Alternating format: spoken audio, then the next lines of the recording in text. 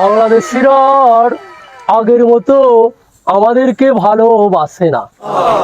তারা আর বলে না, এই যে দাদা টুলটা পেতে দিলুম, এখানে একটু বসুন। আচ্ছা, আজকে আমি বাংলাদেশে বেচতে এসেছি এই রসুন।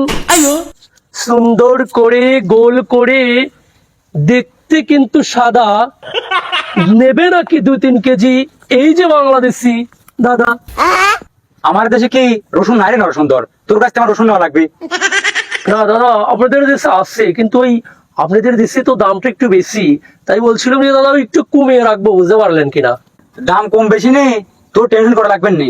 আচ্ছা, তোর দেশের রসুনের দাম কয় টাকা করে রে? শুনে খুশি হলাম দাদা, খুবই ভালো লাগলো দাদা।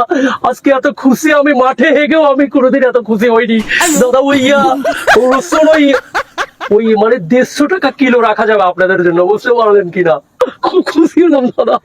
এরে বান্দর, এই তোর কম। আমার দেশে 80 টাকা কেজি, আর তুই আমার আলাপ করে দিবি কয় টাকা দিতে? 150 টাকা দিতে। এরে বিটি, ব্যবসা করিস তাই নি?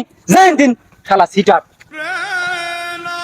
এই বাংলাদেশের শালা একেবারেই ভালো না। এ শালার সাথে ব্যবসা করে মজা নেই। শালা শুধু গাল মন্দ করে, শালা নেশাখোর।